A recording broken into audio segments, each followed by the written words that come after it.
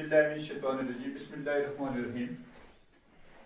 अस्सलाम वालेकुम वरहमतुल्लाहि वबरकातुहू। प्यारे बच्चों, जिस तरह के आपको पता है आज हमारा लेसन है 4th क्लास का living and non living things.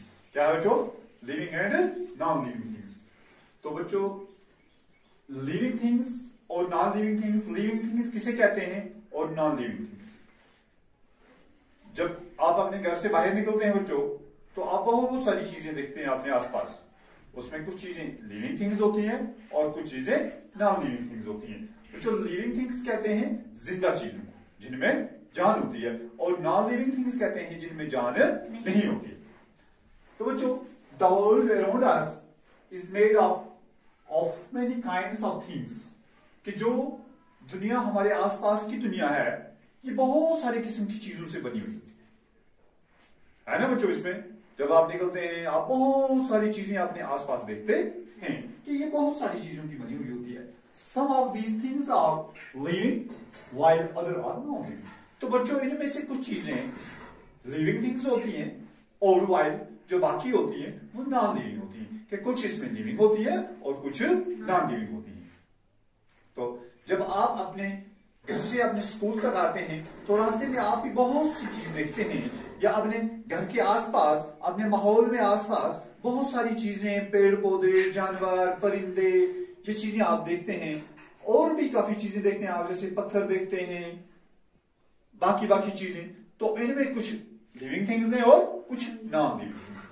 अब कुछ चीजें जो इनमें है, जो सम नीड्स आयरन, कुछ चीजों को हवा की जरूरत होती है। किसकी जरूरत होती है?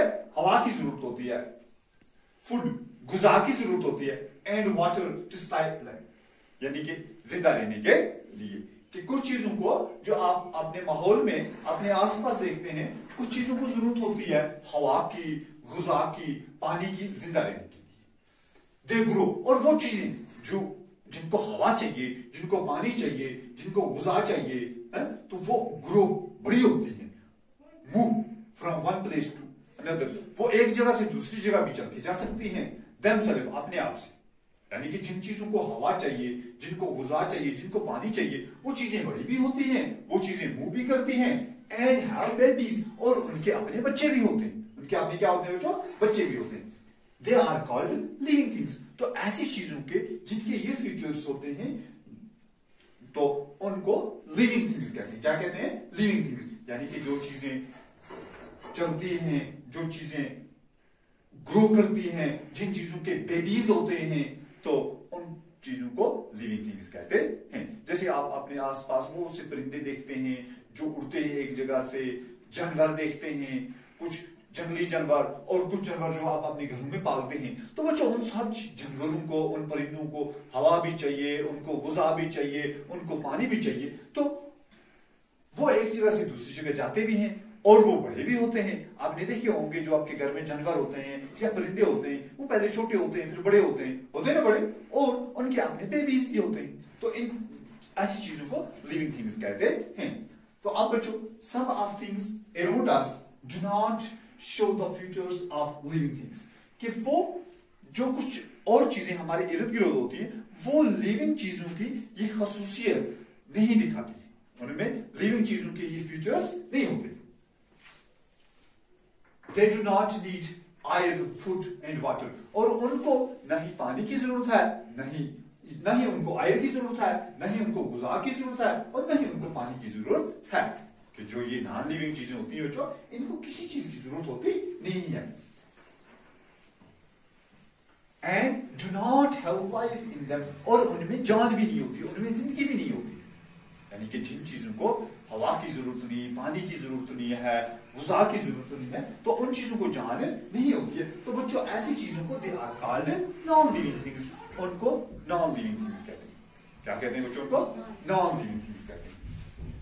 तो कुछ feature of non living things, कुछ फीचर, कुछ खसूसियत होती है बच्चों नॉन लिविंग थिंग्स में। ये living things, feature of living things, कि जो जिंदा चीज होती है इनमें कुछ खसूसियत होती है, इनमें कुछ खसूसियत होती है, इनके कुछ फीचर होते हैं। जैसे all living things need food and water, तमाम जिंदा चीजें, जो भी जिंदा चीजें हैं बच्चों, इन सबको फूड चाहिए, इनको वाटर चाहिए, इनको आयर चाहिए जिंदा रहने के लिए।